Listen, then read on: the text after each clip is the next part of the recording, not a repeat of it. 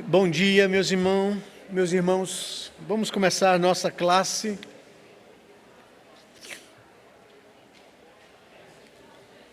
Todos vocês que estão conosco nessa manhã, talvez pela primeira vez, são muito bem-vindos.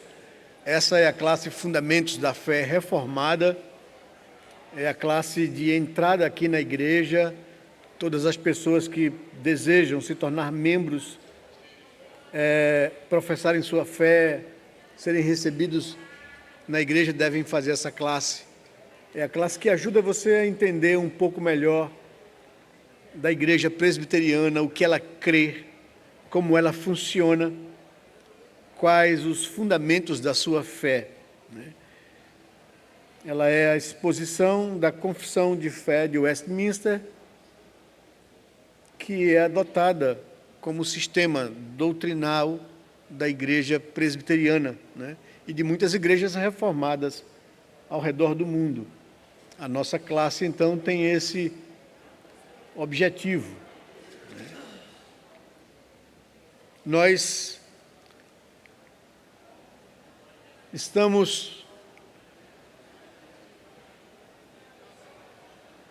no nosso terceiro estudo, que trata dos eternos decretos de Deus.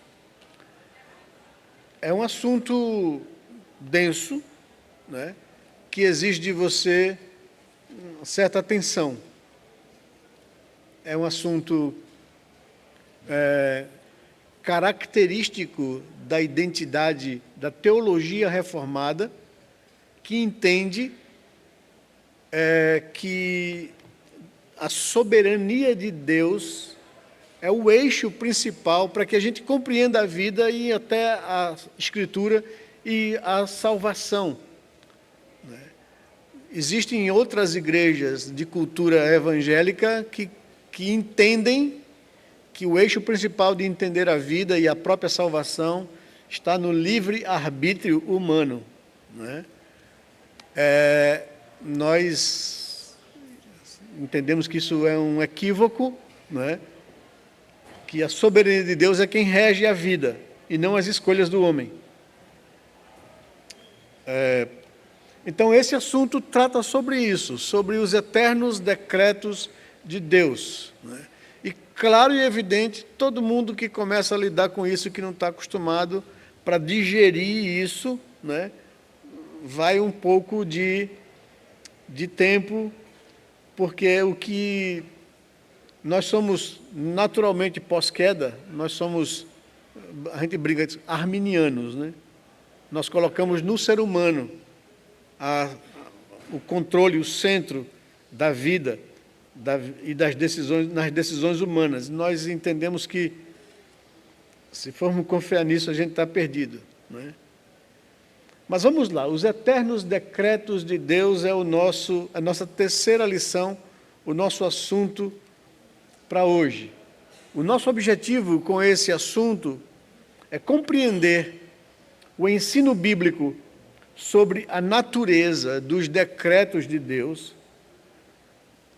compreender o ensino bíblico sobre a doutrina da eleição, que é o tema bem polêmico, para as pessoas, e os efeitos da natureza dos decretos da doutrina da eleição na vida do crente, na vida do cristão. Então, é esse o nosso objetivo com vocês. O texto que nós tomamos por base é o texto de Efésios, capítulo 1, verso 4 e 5 e verso 11, onde o apóstolo Paulo está ali introduzindo a sua carta e chamando os cristãos em Éfeso, os seus ouvintes, os seus leitores, a agradecer a Deus, a dar graças a Deus, a bendizer o nome de Deus por tudo. E entre essas coisas que ele elenca como motivos que nos deveriam ser gratos a Deus, ele diz que antes da fundação do mundo, Deus nos escolheu. Está falando para crentes ali em Éfeso. Ele nos escolheu nele, em Cristo, para sermos santos e irrepreensíveis diante dele. E em amor, nos predestinou para ele, para sermos adotados como seus filhos por meio de Jesus Cristo, segundo o propósito da sua vontade. E no verso 11, ele diz que em Cristo fomos também feitos herança, predestinados segundo o propósito daquele que faz todas as coisas conforme o conselho da sua vontade. Deixe-me repetir esse texto, né? Textos como esse vão ser fundamentais para que a gente entenda, né, a soberania de Deus na vida, na eleição dos salvos e etc. Paulo está falando a crentes, a pessoas que foram salvas, e ele está dizendo que a nossa salvação, a nossa eleição, a nossa escolha, feita por Deus, aconteceu antes da fundação do mundo, né? Aconteceu na eternidade, nos tempos eternos, no kairos de Deus. É a palavra grega que se refere a Deus e ao tempo de Deus. Quando a Bíblia fala do nosso tempo, ela usa a palavra cronos, que você é familiar, gente, né? Cronologia, né? É a gente medir, contar o tempo. Nós, no nosso tempo humano, na nossa cronologia, estamos presos ao cronos, ao passado, ao presente e ao futuro. Deus não está preso a isso. Deus está acima disso, além disso. E a Bíblia, quando se refere a Deus e ao tempo, usa a expressão cronos, ou kairos, desculpem, né? A palavra kairos, o tempo da eternidade. Para Deus, não existe passado, presente ou futuro. Para Deus, tudo é um eterno presente. 1000 anos para Deus é como um dia para Deus é como 1000 anos. Deus não está sujeito ao tempo como nós estamos. Por isso, Paulo está dizendo que a eleição, a escolha que Deus fez, daqueles que Ele quis salvar, aconteceu no kairos, na eternidade, antes da fundação do mundo, para a gente, né? Antes da existência humana. Isso chacoalha um pouco a nossa cabeça. Porque nós, quando pensamos em tempo, nós pensamos no cronos, né? Então, como é que antes da fundação do mundo Deus já nos escolheu? Se nós nem existimos? São as questões que vêm à nossa alma. Mas Paulo está afirmando, está tratando sobre esse assunto que nós vamos expor nessa aula de hoje, que nós chamamos dos eternos decretos de Deus, né? Deus estabeleceu todas as coisas na sua soberania. E Paulo está recheado desse assunto. Ele usa essas expressões aqui. Antes da fundação do mundo, Deus nos escolheu nele para sermos santos e irrepreensíveis perante Ele. E em amor, verso 5, Ele nos predestinou para Ele, para sermos adotados como seus filhos, por meio de Cristo, por causa de Cristo, segundo o querer da sua vontade, o propósito da sua vontade. E no verso 11, em Cristo fomos também feitos herança, predestinados segundo o propósito daquele que faz todas as coisas conforme o seu querer, conforme o conselho da sua vontade, né? Que Deus possa nos dar humildade, sabedoria e entendimento espiritual para conhecermos essas verdades que vai além da nossa capacidade de compreensão. Paulo está aqui, de alguma forma, abrindo a cortina e nos mostrando o que está por trás do palco da nossa existência. Que Deus use de graça e misericórdia com a gente. Os decretos de Deus atingem, irmãos, não só os seres humanos, mas todo o universo. Os decretos de Deus são eternos, são imutáveis e são perfeitos. Essas três coisas aqui a gente precisa saber. São eternos, são imutáveis e são perfeitos. e alcança não somente o ser humano, mas todo o universo. Atinge todo o universo. No contexto dos decretos de Deus está a doutrina da predestinação, que visa, antes de tudo, a glória de Deus e implica na justificação de uns e na condenação de outros. Vai devagar, a gente vai explicar direitinho isso aqui, tá? A gente precisa entender a diferença entre a doutrina da eleição e a doutrina da predestinação. Não são sinônimos. Isso, muita gente se confunde exatamente com isso e usa mal os termos. Steve Lawson, um pastor batista, reformado, afirma o seguinte, não está aqui não está aqui no meu. As pessoas que vão para o inferno merecem estar lá. Não tem nenhum inocente no inferno. Tem pessoas culpadas. E por isso merecem estar no inferno. As pessoas que vão para o céu não merecem estar lá. Pois não há um justo, nem sequer um. Todos pecaram e estão destituídos da glória de Deus. Então, vejam bem a afirmação de Steve Lawson para poder que a gente entenda um pouco, preliminarmente, que ninguém vai para o inferno não merecendo estar lá. E ninguém vai para o céu por merecimento. As pessoas que vão para o inferno merecem o inferno. E as pessoas que vão para o céu não merecem o céu. A primeira é a justiça de Deus sendo aplicada a todo homem por causa dos seus pecados e culpas. Experimentarão a condenação eterna por causa da sua culpa. E isso é a justiça de Deus sendo aplicada ao ser humano. A segunda é a graça.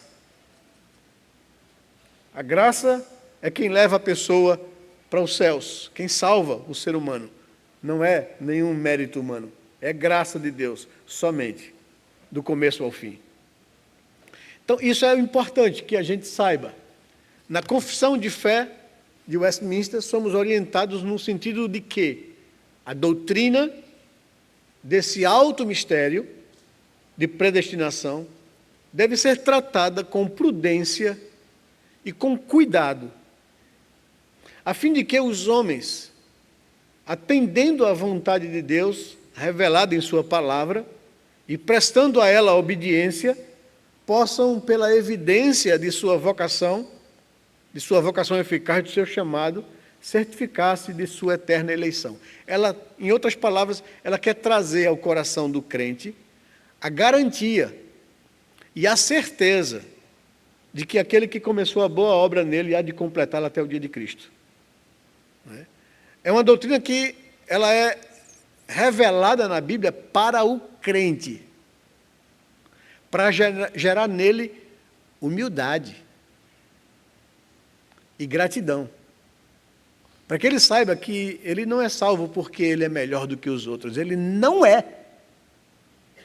Ele é merecedor de condenação como todos os demais homens, mas a misericórdia e a graça de Deus o alcançou. Então, isso traz para o crente segurança, garantia de que eu vou viver a vida que agrada a Deus, porque o Senhor é quem começou isso em mim e Ele é suficiente para completar. É obra de Deus, do começo ao fim. Então, essa doutrina, ela nunca deve ser tirada do campo da santificação. A maior tolice de crentes é quando tira essa doutrina desse campo de santificação para discutir salvação. Isso é tolice, porque ela nunca foi revelada na Bíblia com esse fim, de saber quem vai ser salvo. Não é esse o ponto. Esse é como dizer aqui, um alto mistério de Deus. O que eu preciso saber, que a Bíblia me revela, é que Se eu fui salvo e alcançado pela graça de Deus, isso deveria gerar em mim algumas coisas. Primeiro, prudência, cuidado em entender essa verdade, humildade e santificação, gratidão, desejo de viver a minha vida para Deus, porque não sei por que Ele me salvou, porque merecedor eu não sou, mas muito agradecido pelo amor que me foi revelado. Então, essa doutrina, ela visa despertar no crente isso, gratidão, para viver a vida em santificação, né? Nós vimos aqui com vocês, só para enfatizar,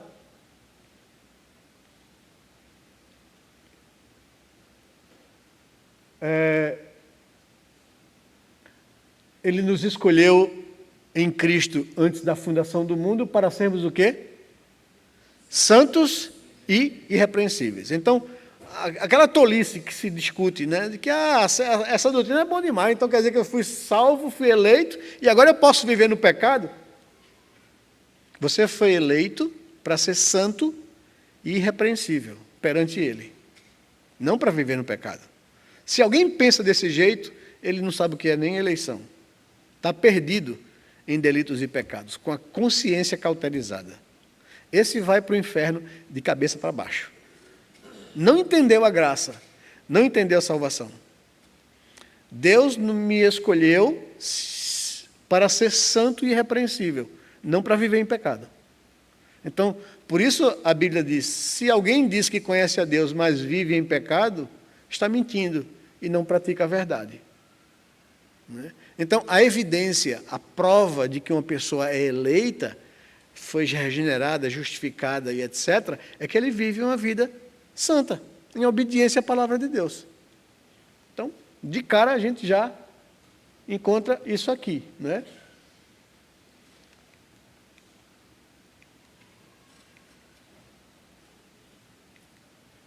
Então, essa doutrina tem que ser vista dessa forma, com muita prudência, com muito temor.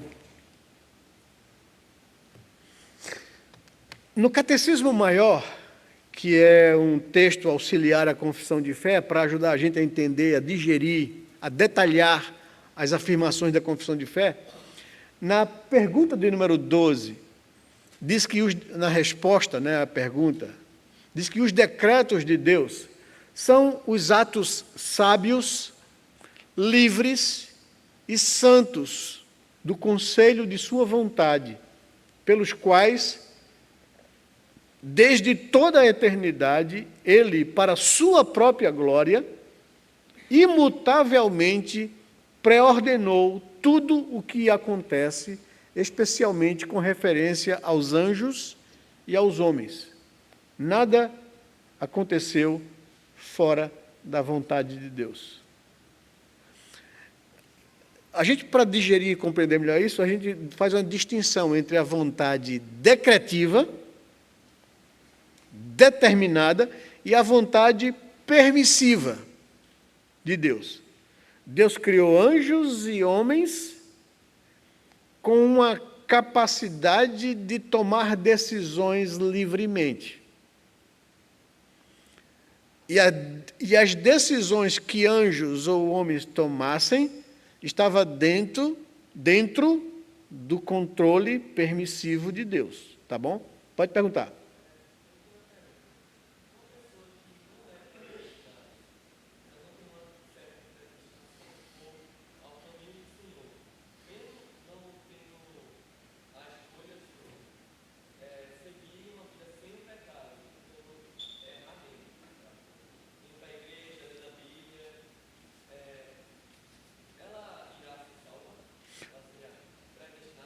É porque é o seguinte, uma pessoa que deseja andar na vontade de Deus, obedecendo a palavra de Deus, indo à igreja, procurando viver uma vida de santificação, isso já são reflexos de que ela é uma pessoa predestinada.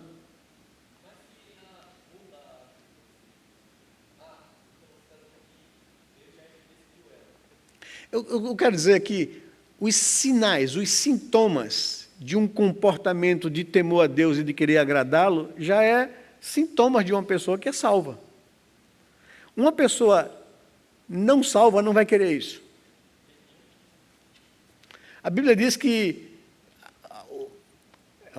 Efésios capítulo 2, né? Diz que o homem sem Deus, ele anda segundo a inclinação da sua carne, fazendo a vontade da carne e dos pensamentos, e por natureza ele é filho da justiça, da ira de Deus, como também todos os demais homens, e que não há um justo, nem sequer um. Então, uma pessoa que tem esses desejos, esses afetos, né? Tem um teólogo chamado Jonathan Edwards, que ele fala que essas afeições da alma de querer viver para Deus já são sinais claros de que a pessoa é um eleito. Quem leva o homem a isso é o Espírito Santo de Deus. A gente vai ver isso aqui direitinho. As três pessoas da divindade agindo para levar o homem à salvação. Então a gente vai ver que a obra do Espírito é produzir no coração do eleito esses desejos de querer viver para Deus e agradar ao Senhor. A gente vai andar a cada passo, tá certo? Mas vamos lá. Vamos caminhar aqui com vocês, porque tem muito que a gente vê.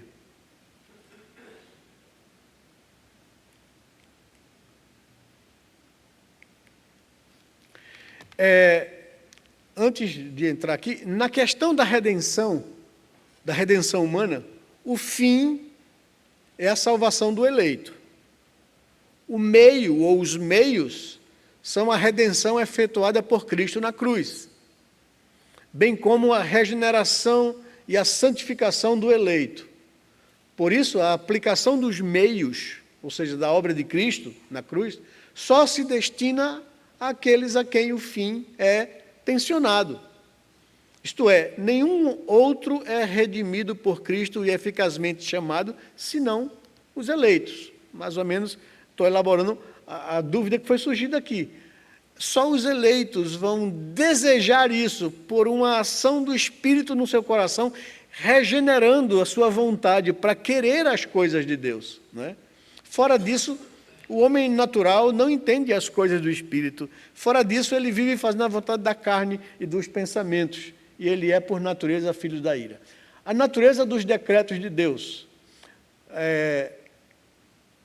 Primeiro, revelam a soberania de Deus. Essa doutrina revela que existe um Deus soberano. Por que que a confissão de fé, os teólogos de Westminster, depois de 5 anos e meio de reuniões, de discussões, de elaborações, tomando por base as outras confissões que já foram elaboradas, né, na Europa, né, chegaram a essas conclusões, afirmaram essas verdades? Por quê? Vejam, é baseados em textos da palavra de Deus.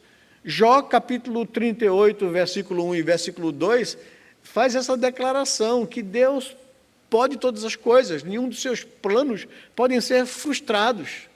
Deus é o Deus que, nessa doutrina, manifesta a sua soberania. Ele é um Senhor soberano sobre todas as coisas. Esses textos de Jó, capítulo 38, capítulo 40, capítulo 42, fazem essa afirmação: Deus tudo pode e nenhum dos seus propósitos podem ser frustrados.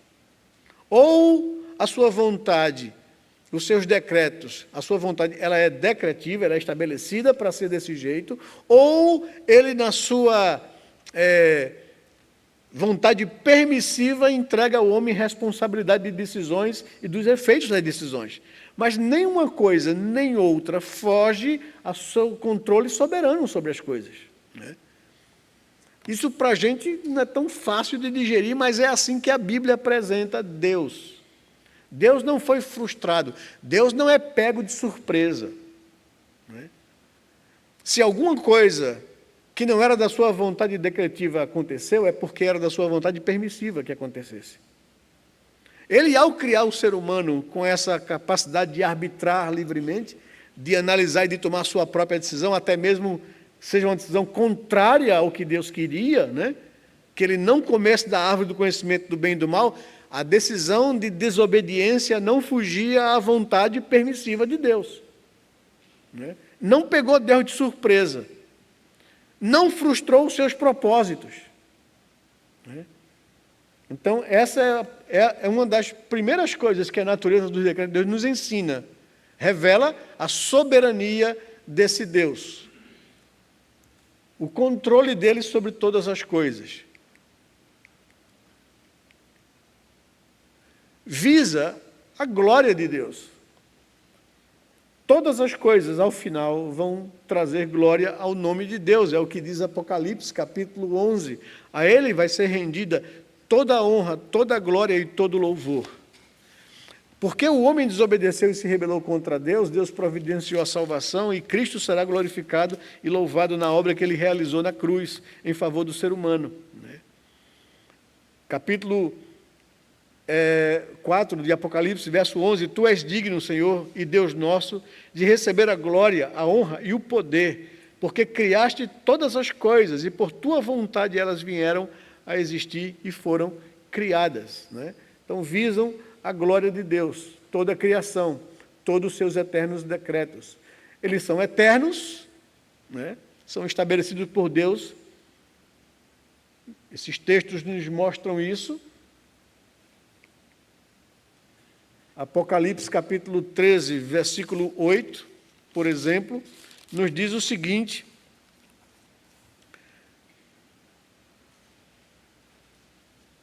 E ela será adorada por todos os que habitam sobre a terra, aqueles que desde a fundação do mundo não tiveram seus nomes escritos no livro da vida do Cordeiro que foi morto. Então, ele fala que são eternos desde o princípio, desde a fundação do mundo, inclui todo o universo. Atos capítulo 17, versículo 24, nos diz o seguinte nesse texto, Atos 17, 24, O Deus que fez o mundo e tudo que nele existe, sendo Ele Senhor do céu e da terra, não habita em santuários feitos por mãos humanas. É o Deus que criou todo o universo.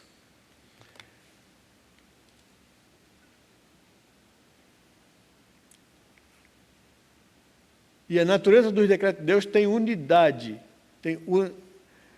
de propósito, tem fim. O texto de 1 Pedro, capítulo 5, versículo 10, tudo aquilo que Deus estabeleceu, os seus decretos eternos, eles têm um fim proveitoso, um propósito. E diz o seguinte, o verso 10 do capítulo 5 da primeira carta de Pedro: E o Deus de toda graça, que em Cristo o chamou à sua eterna glória, depois de vocês terem sofrido por um pouco, Ele mesmo irá aperfeiçoar, firmar, fortificar e fundamentar vocês. A Ele seja o domínio para sempre. Amém. Então, Deus, nada acontece por acaso nos eternos propósitos de Deus. Tudo tem um fim proveitoso, tudo tem uma unidade de propósito. Como eu falei também, são imutáveis, Jó 23, 13 e 14, nenhum dos teus planos podem ser frustrados, Deus estabeleceu todas as coisas e eles são eficazes, eles acontecerão. Nada pode, então, desfazer aquilo que Deus estabeleceu como seus decretos. Então, a natureza dos decretos de Deus revelam sua soberania, visam a sua glória, são eternos, inclui todo o universo, têm unidade, propósito e fim, são imutáveis e são eficazes. Agora, deixe-me definir alguns termos aqui que são importantes para que a gente entenda e desmistifique um pouco de confusão no meio evangélico acerca dessa palavra predestinação. Deixa eu tentar trocar em miúdos aqui. Primeiro é preciso entender a doutrina da eleição. Refere-se à escolha feita por Deus em Cristo de um povo para si, a igreja, a fim de que sejam santos e inculpáveis diante dele. Essa eleição é uma expressão do amor de Deus, que recebe como seus todos os que recebem Jesus como seu Senhor. Pronto. Então, pense assim, vamos partir desse pressuposto. Deus criou o ser humano e Deus deu ao homem uma habilidade dos seus atributos que são comunicáveis aos homens. Deus deu ao homem a capacidade de pensar. Deu ao homem a capacidade de analisar as coisas, avaliar, e a partir disso tomar decisões. O homem é um ser racional, o ser humano foi criado com essa característica. Digamos que isso é a imago Dei no ser humano, a imagem de Deus, marcada no ser que ele criou, como coroa da sua criação. Deus criou um ser singular, que tem capacidade de pensar por si próprio, de tomar suas próprias decisões. Deus manifestou a esse homem sua bondade, sua glória, sua comunhão, sua presença, criou todas as coisas, colocou o homem como coroa da criação, confiou ao homem a sua criação, para que ele pudesse administrar, usando essa capacidade de gerenciar, de gerir, de administrar, de cuidar da criação, e de responder a Deus por essa criação que lhe foi confiada. Mas Deus não queria criar um homem robotizado ou condicionado a isso. Queria criar um homem livre, que tomasse essa decisão de forma espontânea e voluntária, de confiar em Deus e de obedecê-lo, e de sujeitar-se a esse Deus. Porém, ou mais, o homem tem capacidade, até mesmo para escolher não confiar e não obedecer a Deus. Ele foi criado com o seu arbítrio livre. E Deus queria que o homem tomasse a decisão espontânea e voluntariamente de obedecê-lo e confiar nele. E daí, a árvore do conhecimento do bem e do mal. A única proibição, não coma dela, porque no dia que você o fizer, você morrerá. Então está aí a prova, o teste da confiança e obediência, ou da não confiança e desobediência. Né? Já falamos aqui, não que o fruto tivesse algum efeito nele próprio, mas ali estava representando a escolha, a decisão. Deus criou todas as coisas e disse que eu pudesse aproveitar, usufruir, comer de tudo, mas daquela árvore que está no meio do jardim, não. E aí vem a serpente e sugere ao homem que, ao contrário do que Deus havia afirmado, se ele comer, ele não morre. Se você comer, certamente morrerá. E vem a serpente e diz, você não vai morrer. Lhe garanto. E o que está em jogo é que Deus não quer que você se torne igual a Ele. Se você comer, você vai se tornar como Deus. E Deus é um ser absolutamente livre. Deus não está sujeito a absolutamente nada. Deus é soberano em sua vontade. E o homem é livre, foi criado com essa característica, porém sujeito a Deus. Tem que prestar contas a Deus. Tem que se submeter a Deus. E a serpente está dizendo, você pode ser o Deus da sua vida. Você não tem que se submeter a Deus, você pode fazer o que a sua vontade quiser. Deus sabe que se você comer, você vai se tornar assim como Ele. E porque Ele não quer competição, porque Ele não quer que você se torne como Ele, Ele disse a você que você vai morrer, mas você não vai morrer se você comer. E aí está o homem na encruzilhada da vida dele, né? Confio em Deus e obedeço, não comendo daquela árvore e vivendo para Ele, ou vivo para mim mesmo e lanço mão da árvore e serei autônomo, completamente livre, sem depender de Deus. Era essa a decisão. E é essa a razão da queda. Então o homem se tornou agora culpado, rebelou-se contra o seu Criador, não teve vida, trouxe sobre ele a morte espiritual, que é a separação imediata de Deus, a morte física, que vai levar ele a uma condição de morte eterna, na condenação. Lugar ou estado criado para os anjos que se rebelaram contra Deus, e agora o homem entrou nisso de gaiato. Né? Por ouvir a voz da serpente. Agora, todos aqueles que nasceram de Adão carregam essa natureza pecaminosa, carregam a culpa de Adão. Né? Estão em rebelião contra Deus. Nasce para viver para si mesmo e não para Deus. Né? Mortos em delitos e pecados. A gente vai ver essa expressão aqui. Deus, o homem acendeu a justiça de Deus contra ele, está debaixo do juízo e da condenação, e todos eles culpados diante do Criador. Todo ser humano agora. Por isso que a Bíblia diz que não há um justo, nem sequer um, todos pecaram e estão separados da glória de Deus. Então está todo mundo no sal.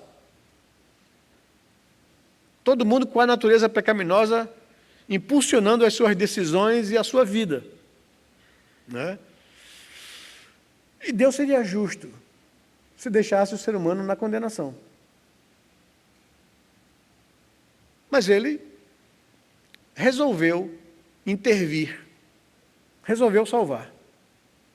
E para salvar, aí a gente vai ver daqui para frente qual foi o propósito de Deus em salvar. O meio que ele estabeleceu para salvar. Tinha que ser um ser humano criado, que deveria pagar o preço da culpa dos demais. Mas não tem ninguém justo, ninguém inocente. Todos são culpados. E não há quem possa fazer isso.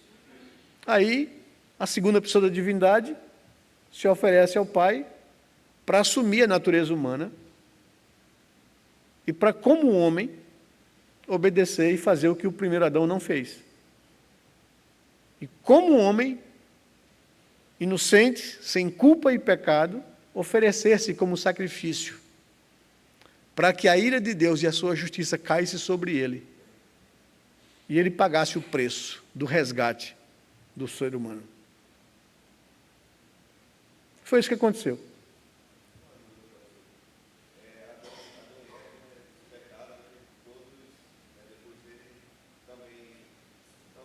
Sim. Por que as pessoas pagaram, vamos dizer assim, o pecado por conta dele, da ação dele? Porque eles eram nossos representantes. Eles representavam. A decisão deles beneficiaria a gente ou amaldiçoaria a gente. Né? Aí você vai dizer para mim, e eu também concordo, isso não é justo. Estou pagando a culpa de Adão. É verdade. Não é justo. Em termos, né? Teoricamente. Né? E eu brigo assim, é verdade, é tão injusto que Deus resolveu intervir e fazer alguma coisa. E também não foi justo o que Deus fez com o seu filho, nessa mesma visão, tá? Nessa mesma perspectiva. Ele pagou a culpa sendo ele inocente. Vê que bronca, né? Adão tomou uma decisão que prejudicou toda a humanidade. Aí, por outro lado, isso você vai dizer, mas não é justo eu pagar o preço da culpa dele. Por outro lado, Deus fez cair sobre o seu filho inocente a culpa que era minha. Não é? E brincando, só estou brincando, viu? Isso também não é justo. Não é? Ele ter sofrido no meu lugar por minha culpa. E ele fez isso de forma espontânea, voluntária. Ninguém o obrigou a isso. Então ele deu a sua vida. Foi tão sério, foi tão grave, foi tão, assim,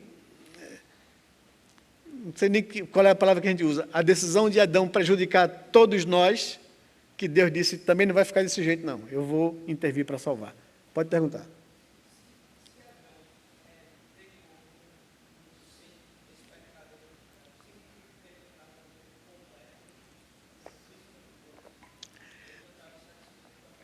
Não é isso não, é que ele roeu a corda do diabo. Ele foi criado perfeito, sem pecado. Só que esse negócio que a gente chama na teologia de livre-arbítrio, isso não é uma expressão bíblica, tá? É uma expressão da teologia. Para tentar entender essa condição humana, Deus criou o homem numa condição de uma liberdade que ele poderia tomar qualquer decisão. Se não fosse isso, Deus nos criaria robotizados ou programados para só obedecer. Deus não queria isso. Deus queria criar um ser que carregasse nele algo de Deus. Essa perfeição e plenitude de tomar decisões por sua própria vontade. É assim, você se relaciona com pessoas, tá? Você quer que as pessoas gostem de você pelo que você é, e não pelo que você pode oferecer para elas. Senão é uma relação de interesse.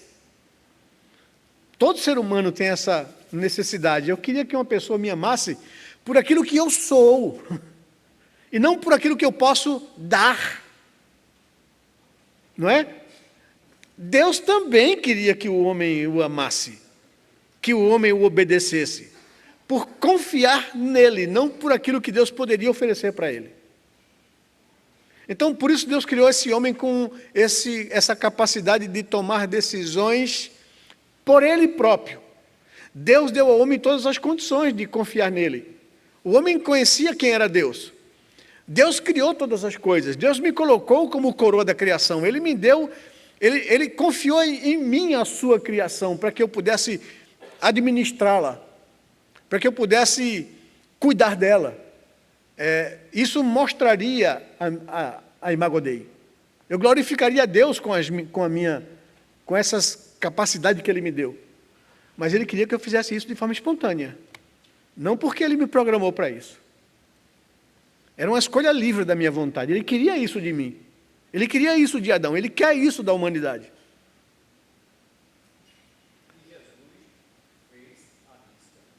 Exatamente. Onde Adão falhou, Jesus cumpriu perfeitamente. Para que a justiça dele fosse aplicada a mim e a você. Veja.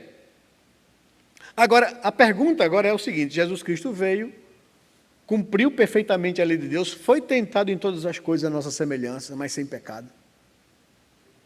E voluntariamente se entregou para morrer no nosso lugar naquela cruz, pagando o preço da nossa culpa. A ira de Deus, que era contra mim, caiu contra ele. E agora podemos ser salvos. Você está com o dedinho desde hoje ali, pode perguntar.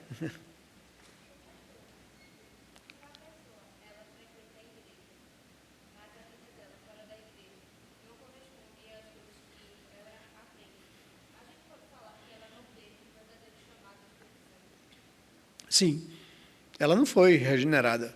Se ela vive uma vida na igreja de uma forma e lá fora de outra forma. Né?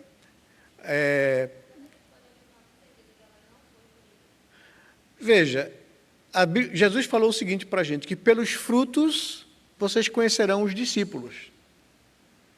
A minha vida revela se eu sou ou não uma pessoa convertida.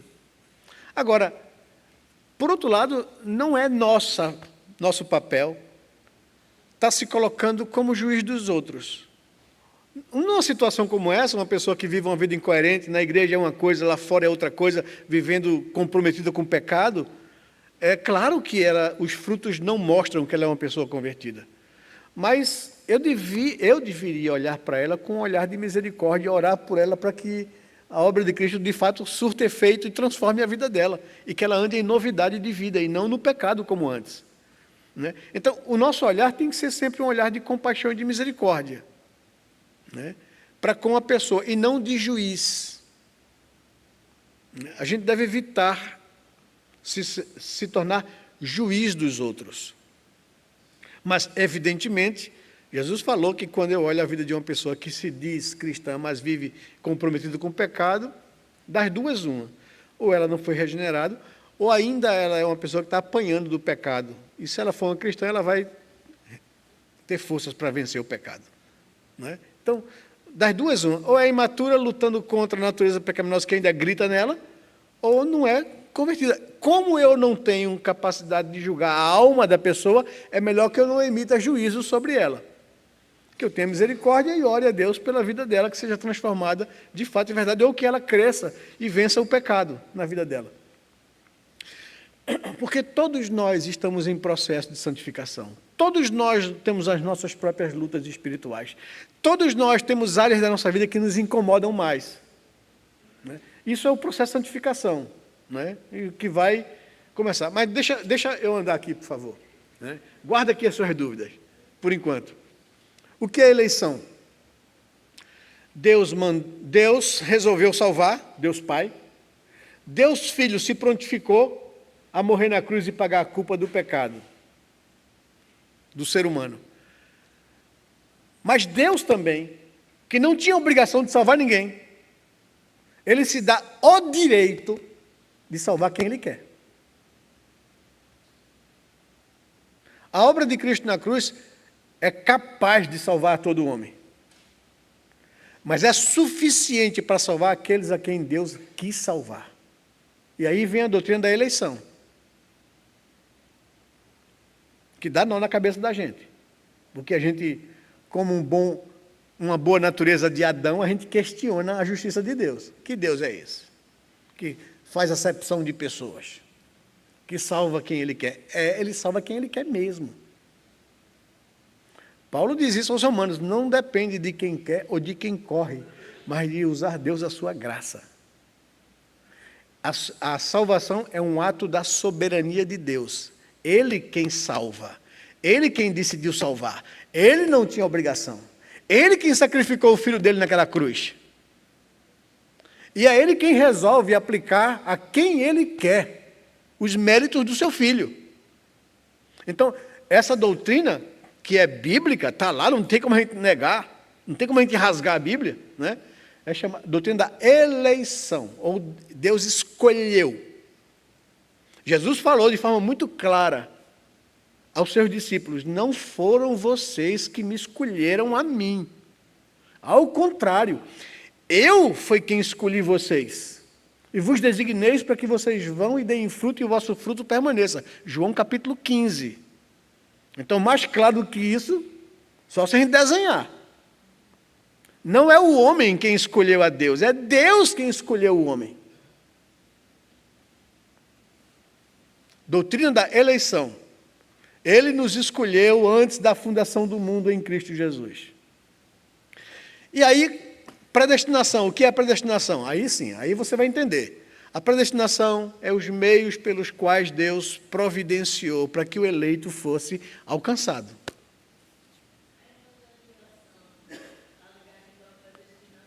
Como? Exato. A vocação eficaz, o chamado do eleito é pela evangelização, pela proclamação desse evangelho.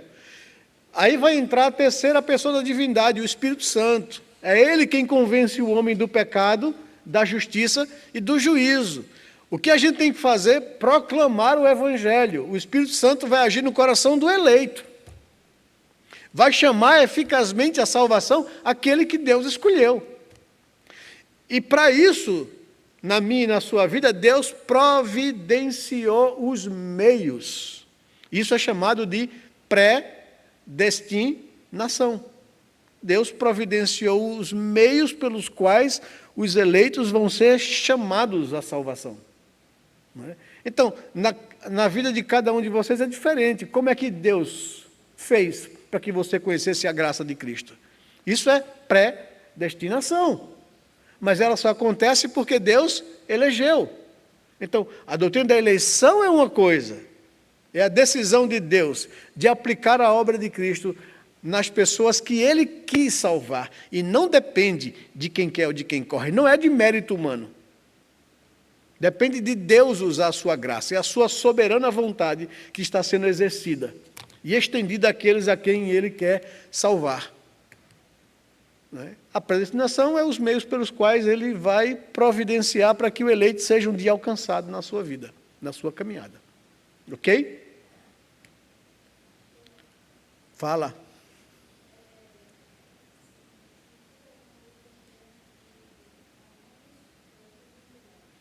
Romanos? Certo? É escolher. A gente vai chegar nesse texto daqui a pouquinho.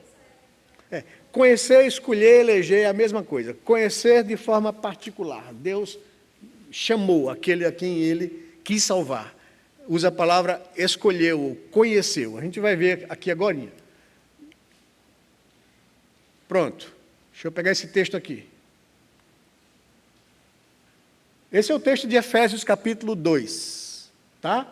É um texto que para mim resume de forma muito sintetizada essa operação da graça de Deus. Não é? Diz lá o verso 1, Ele, Deus, nos deu vida, estando nós mortos em nossos delitos e pecados. Então, o texto já começa claro. Quem foi que deu vida? Deus. Ele nos deu vida, quando nós estávamos mortos em delitos e pecados. Nos quais, verso 2, vocês também, vocês efésios, crentes que me ouvem, que me leem, andaram outrora, segundo o curso deste mundo, segundo o príncipe da potestade do ar, desse espírito que agora opera e atua nos filhos da desobediência. Quem são os filhos da desobediência? Verso 3. Entre eles também todos nós.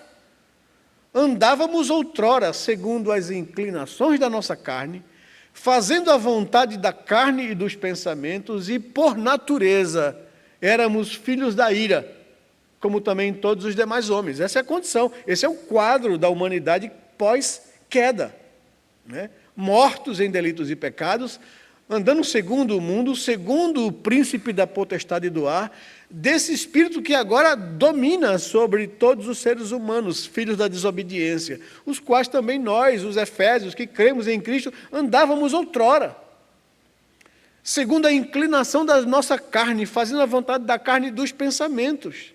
E por natureza, éramos filhos da ira, como também todos os demais seres humanos. Essa é a condição. Verso 4.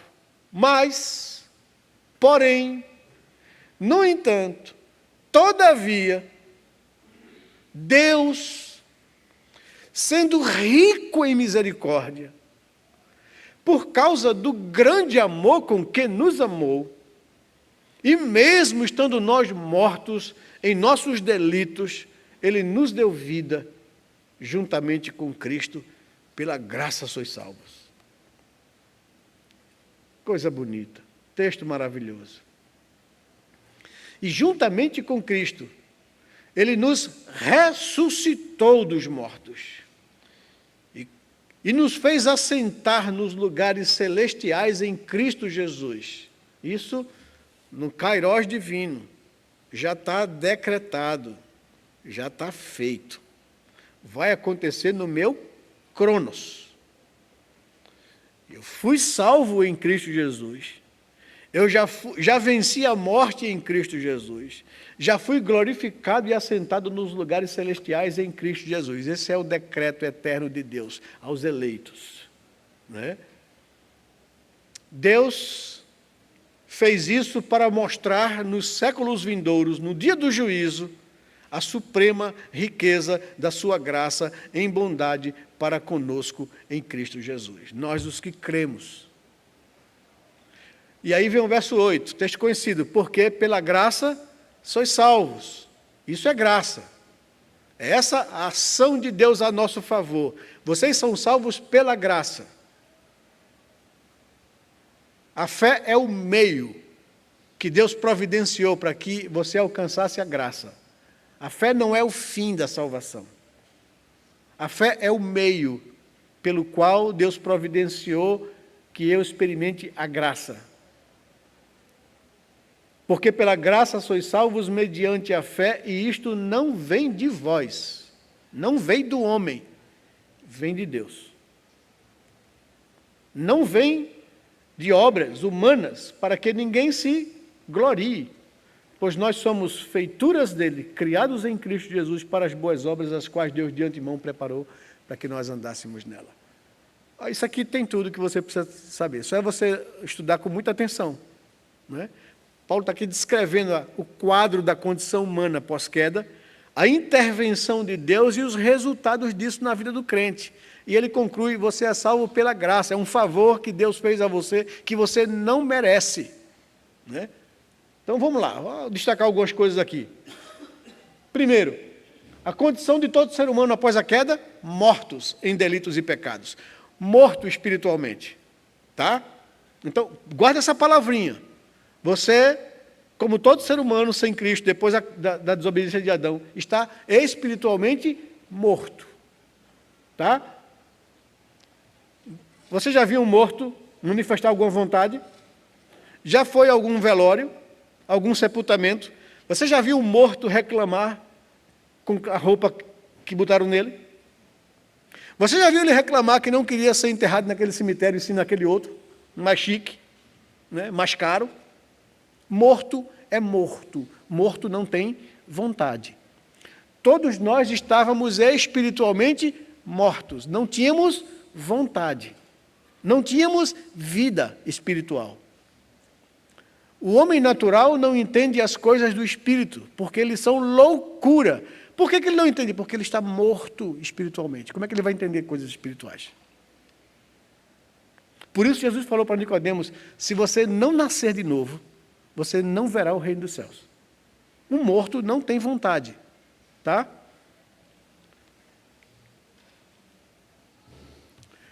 O que Deus fez diante da nossa triste situação de morte? Ele nos deu vida. Então, quem dá vida é Deus. Quem ressuscita o defunto é Deus. Quem regenera, quem gera a vida novamente é Deus. Não é o homem. Não é uma decisão do homem. Não vem do homem. Porque ele está morto, ele não tem condições de levantar-se da morte. Ele está espiritualmente morto, a sua vontade está morta. Ela não entende as coisas de Deus, ela não busca Deus, ela não quer Deus. Então, Deus tinha a obrigação de agir, Deus não tinha a obrigação de agir a nosso favor. Tá? Deus não tinha que salvar o ser humano. O ser humano foi para a condenação porque quis. Nós pecamos contra Deus todos os dias, porque a nossa natureza está morta em delitos e pecados. E somos salvos pela graça. A fé é o meio pelo qual alcançamos a graça de Deus, né? A fé não é um fim em si mesmo, é o meio pelo qual nós somos salvos. Nós somos salvos pela graça de Deus. Deixe-me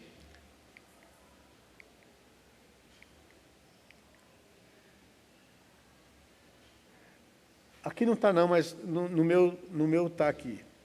O que Deus fez diante da nossa condição, estando nós mortos, Ele nos deu vida. Juntamente com Cristo, pela graça nós somos salvos. Jesus é a nossa salvação. O que Ele fez na cruz é o que garante a salvação. Isso não vem do homem, vem de Deus. Não vem do homem para que ninguém se glorie. Né? Efésios 2, 8, 9.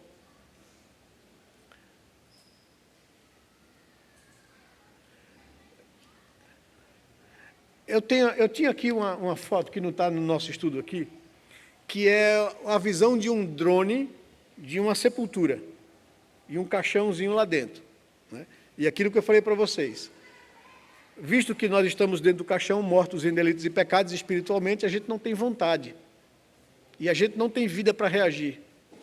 A gente está preso a essa condição, mortos em delitos e pecados, e um morto não pode fazer escolhas. Por isso Jesus falou aos discípulos, não foram vocês que me escolheram a mim, tira isso da cabeça. Fui eu quem escolhi vocês. E fui eu quem designei isso para que vocês vão e deem fruto, e o vosso fruto permaneça. Ah, pastor, e por que então uma pessoa acorda da morte e confia em Cristo e recebe Ele como seu suficiente Salvador? Por obra única do Espírito Santo. E aqui é a importância do Espírito. Lembra Jesus dizendo aos seus discípulos, eu preciso ir, convém que eu vá, porque se eu não for, o Espírito Santo não virá. E veja, se o Espírito Santo não vir, ninguém será salvo. Porque a obra do Espírito Santo é regenerar o morto. O que é regenerar, pastor? É gerar vida novamente. Então, é o Espírito Santo que acorda o sujeito da morte espiritual. É Ele quem convence o homem da justiça, do pecado, da justiça e do juízo. É o Espírito Santo quem conduz o homem a verdadeiro arrependimento. É o Espírito Santo que, uma vez que gerou nele vida, faz com que ele olhe para a cruz e creia em Cristo Jesus. Isso é fruto da ação da terceira pessoa da divindade. Agora, pense comigo. A salvação provém de Deus, diz Paulo na segunda carta aos Coríntios, capítulo 5, verso 18. Ou seja, foi Deus quem decidiu salvar, Deus Pai. Foi Ele quem resolveu intervir na história humana. Deus Pai planejou a salvação. Deus Filho executou o plano do Pai, se fez homem e recebeu o juízo do Pai naquela cruz. E Ele conquistou pelos seus méritos o direito de salvar. Mas se parasse aí, ninguém será salvo. Veja, aquela ideia de Jacó Armínios, de que Deus fez a parte dele, sacrificando o filho dele na cruz, agora é com você. Você está morto, meu filho. Se depender de você, você está morto, meu filho. A salvação provém de Deus do começo ao fim. O Pai planejou salvar, o Filho executou a salvação, e é o Espírito Santo quem executa o plano do Pai e a obra de Cristo no coração do eleito. Entenda isso. Então, o eleito é uma pessoa que foi agraciada pela misericórdia de Deus. Foi privilegiada pela uma decisão soberana de Deus de resolver salvá-lo. Ele era tão pecador e merecedor do juízo como qualquer outro ser humano. Mas não sei porquê, Deus resolveu salvá-lo. E se você está aqui, e se você já foi uma pessoa regenerada, dê graças a Deus por isso. Porque não é porque você merece. É porque Deus te amou, a ponto de aplicar a obra de Cristo na tua vida. É o Espírito Santo quem te acordou da morte, quem te convenceu da sua condição, quem te levou ao arrependimento, quem fez você olhar para a cruz e crer na suficiência da obra de Cristo. Isso é fruto do Espírito Santo. Regeneração, aplicando a você vida, justificação. E aqui vem um bocado de outras coisas que a gente vai aprender daqui para frente. Então, vejam bem. Opa, aqui. Volta.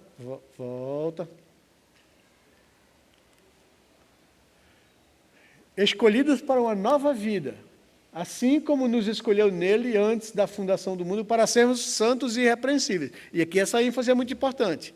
Não existe crente vivendo no pecado. Se está vivendo no pecado, se gosta do pecado, se tem prazer no pecado, tem alguma coisa errada com você. Porque se você tem uma nova natureza, se você foi regenerado, se em você habita o Espírito Santo, não há lugar para viver no pecado. Um crente, quando peca, se incomoda, se entristece, perde paz. E ele precisa se arrepender, confessar a Deus a sua culpa, ser perdoado e purificado, para voltar a ter a alegria de salvação. Ele perde paz, ele não perde salvação. Se ele é crente, ele vai se arrepender. Se ele é crente, ele vai confessar o seu pecado. Se ele é crente, ele vai abandonar o pecado. Porque ele foi eleito para ser santo, separado do mundo para Deus, e foi eleito para ser irrepreensível. Isso não depende dele, depende da graça de Deus operando na vida dele. Então, isso é marca, sinal, fruto, evidência de um salvo. Como é que eu sei que uma pessoa é salva? A vida dele vai mostrar isso. Pelos frutos você vai conhecer os discípulos. Porque ele foi eleito para ser santo e irrepreensível diante de Deus, não para viver no pecado. Oi.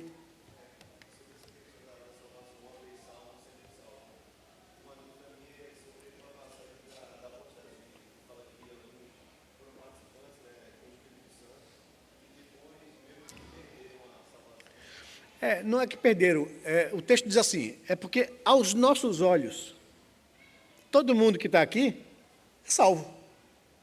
Todo mundo que está na igreja, teoricamente, ou em tese, é uma pessoa que tem temor de Deus e é salva. Né? Porém, a verdade não é bem essa. Nem tudo que, eu digo assim, que nem, eu morei nos Estados Unidos, né? E a garagem é feita para botar carro, né? Mas o pessoal bota um bocado de coisa e os carros ficam lá fora. Né? Vira depósito de coisa que eu não uso mais. Nem tudo que entra na garagem é carro. Nem tudo que está na igreja é discípulo de Jesus. Muitos são chamados, poucos são os escolhidos. Há várias parábolas e ensinos de Jesus que mostram a gente a ter discernimento. A parábola da semeadura, né? E várias outras, das 10 virgens, nos mostra exatamente isso. Que muitos naquele dia dirão: Senhor, Senhor, porventura não profetizei em teu nome, não realizei milagres em teu nome? Ele vai dizer: nunca vos conheci. Afastai-vos de mim, vós que praticais a iniquidade. Porque, veja, ser cristão não é você apenas se preocupar com a aparência de uma vida religiosa, mas com o seu coração, porque Deus conhece o coração. Então, o que Hebreus está dizendo é que muitas pessoas que aparentemente experimentaram da graça, participaram dos dons do Espírito num culto, né, onde a palavra de Deus é pregada e etc., e se desviaram e abandonaram a fé, para essas pessoas é quase impossível trazer de volta arrependimento. Por quê? Porque eles conhecem a verdade, experimentaram o ambiente da verdade e apostataram, abandonaram a sua fé, cauterizaram a sua consciência. É mais difícil uma pessoa que nunca conheceu a graça ser alcançada da lama para Cristo do que uma pessoa que conhece e endurece o coração para essas verdades. Então, eu sempre digo que a religião é perigosa, se não vivida com integridade, porque ela cauteriza a minha consciência, me torna insensível às verdades de Deus. Então, se você for um crente, seja um crente de corpo e alma, seja sincero, transparente, viva com coerência a vida com Deus, porque senão você está cauterizando a sua consciência de receber ensinos de verdade e não tornar isso prático na sua vida. Né? Por quê? Porque Ele nos chamou para sermos santos e irrepreensíveis, e não para vivermos uma vida incoerente. Então, isso é muito sério. Né? E eu digo que o maior perigo é você ser um religioso. Porque se você for um religioso e não for um cristão verdadeiro, você está cavando a sua própria cova. Né? Então, isso é muito sério. O texto de Romanos, capítulo 8, versículo 28 a 30, eu já percebi que não vai estar nos slides, eu preciso até rever isso aqui, né? Diz o seguinte: como é a execução desse decreto da vida do eleito? Né? Romanos 8, 28 a 30 diz assim: sabemos que Deus, né, sabemos que todas as coisas cooperam para o bem daqueles que amam a Deus. Usando um linguajar bem claro, sabemos que Deus faz com que todas as coisas cooperem para o bem daqueles que amam a Deus. A gente está falando de predestinação. Deus faz com que as coisas colaborem para o fim daqueles que amam a Deus. Pois eles foram chamados pelo seu propósito. Pois aquele que Deus de antemão conheceu, ou seja, que Deus escolheu, que Deus olhou com graça e com misericórdia favoravelmente, Ele também os predestinou, ou providenciou que eles fossem alcançados. Predestinou para serem conformes à imagem do seu Filho. E aos que predestinou, a esses também chamou. É o chamado eficaz. Vejam as doutrinas aqui se encaixando. Né? Deus conheceu, Deus escolheu, Deus elegeu, Deus predestinou e Deus o chamou eficazmente num determinado momento da sua história, da sua vida. É o chamado eficaz produzido pelo Espírito Santo, quando alcança alguém a quem Deus escolheu. Ele os chamou, e aos que chamou, a esses também ele justificou. Ele aplicou a justiça de Cristo àquela pessoa que foi chamada eficazmente. E ela foi chamada eficazmente porque foi eleita por Deus no kairós dele. Justificou, e aos que justificou, esses também glorificou. Está aqui todos os aspectos da salvação. Eu sempre digo que a salvação para nós tem um aspecto passado, quando eu fui alcançado pela graça de Deus, há 40 e tantos anos atrás, fui alcançado pela graça de Deus, fui chamado eficazmente à salvação. Né? Então, eu fui justificado dos meus pecados e culpa. Desde aquele dia, eu estou vivendo a santificação, que é o aspecto presente da salvação. Eu fui salvo da culpa do meu pecado. Desde então eu venho sendo salvo do poder do pecado sobre mim. O pecado vai perdendo força na minha vida. O Espírito Santo vai me tornando parecido com Cristo cada vez mais. Isso é o processo de santificação, operado pelo Espírito Santo, que Deus fez habitar em mim quando eu fui regenerado, aplicado em minha obra de Cristo, fui justificado e estou agora nesse processo de salvação. E a minha segurança e a minha garantia é que aquele que começou a boa obra em mim há de completá-la até o dia de Cristo, quando eu serei glorificado. Ali é futuro para mim. Ali eu serei salvo de forma definitiva da presença do pecado.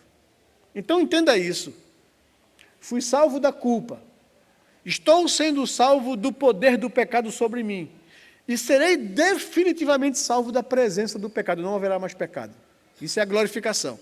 Quando Cristo voltar ou quando eu partir para Ele, né? Aí assim a obra será completa, plena, na minha experiência.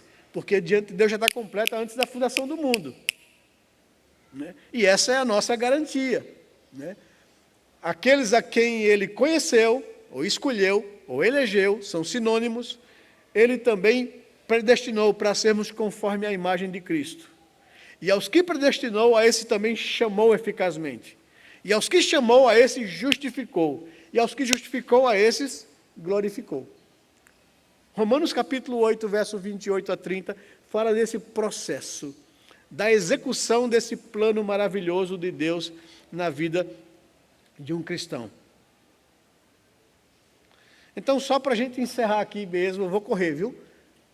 A predestinação e os seus efeitos na vida do crente. O que é que ela provoca na vida de um verdadeiro crente? Primeiro, desperta o louvor. Eu sou grato a Deus por isso. Que eu estava morto e Ele me deu vida, né? Ele me salvou. E eu fico brincando, não sei por que cargas d'água. Não sei o que é que Deus viu. Ele não viu nada em mim, viu um pecador miserável, merecedor de juízo e condenação. E Ele me amou e resolveu me salvar. Isso vai despertar em mim louvor, gratidão, né? Isso desperta em mim reverência, temor a Deus, né? Isso desperta em mim admiração a Deus. Isso promove em mim humildade. Isso me coloca lá no pó. Eu não sou melhor do que ninguém. Eu sou tão pecador como qualquer ser humano. Isso me coloca no pó, né? A doutrina contrária a essa da soberana graça de Deus na salvação vai dizer que, não, eu que escolhi a Cristo. Eu que mereço. Chegar lá no céu, partir, morrer, bater lá, o anjo abre a porta, o que você está fazendo aqui? Eu vim entrar, porque eu escolhi Jesus. Que coisa nenhuma, rapaz. Vai para o inferno. Se você não entendeu que você foi escolhido e não você que o escolheu, você não entendeu a graça. Então promove em mim humildade. Eu não sou melhor do que ninguém. Foi graça do começo ao fim. Deus pegou um pecador como eu. Paulo diz isso nas cartas dele. Eu, o principal dos pecadores, o pior dos pecadores, eu persegui a igreja de Deus, eu matei cristão, eu prendi gente. Eu não mereço isso, mas Deus pegou o meu exemplo de uma pessoa que não merece absolutamente nada e me colocou como referência. Ele salvou a mim, pode salvar qualquer pessoa. É isso que Paulo está dizendo. E tem gente que lê aquele texto e diz assim, Paulo está orgulhoso, né? Paulo está dizendo assim, se ele salvou a mim, ele pode salvar qualquer ser humano. Porque eu sou o pior dos pecadores. Eu persegui a igreja de Deus, eu matei crente. E Deus foi misericordioso para comigo. Então é graça do começo ao fim, é isso que Paulo está dizendo. Promove na gente humildade. Eu acho interessante que muito crente que gosta de Calvino, reforma, predestinação, fica aí discutindo, querendo ser melhor do que os outros. Meu Deus, você não entendeu nada. Fazendo treta na internet, em grupo de discussão teológica, eu digo, meu Deus, você não entendeu nada. Está perdidozinho. Porque essa doutrina não provoca em mim arrogância espiritual, provoca em mim humilhação. Se eu não entendi isso, meu filho, estou perdido. Então, tem muito crente e treta discutindo teologia, se achando o cara, né? Quando eu deveria me sentir o pior dos pecadores, né? Então, a doutrina da predestinação provoca louvor, provoca reverência, provoca admiração, provoca humildade, provoca e desafia a diligência, querer viver uma vida que agrade a Deus. E, por fim, produz consolo, segurança.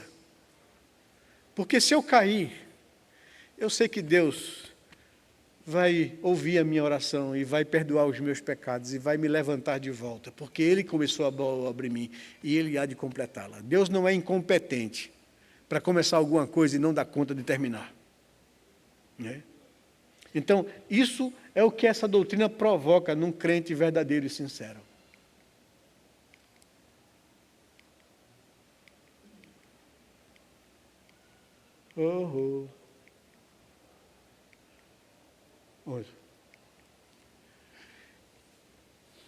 Considerando o ensino bíblico sobre os eternos decretos de Deus, quais atitudes você assume diante da doutrina da eleição?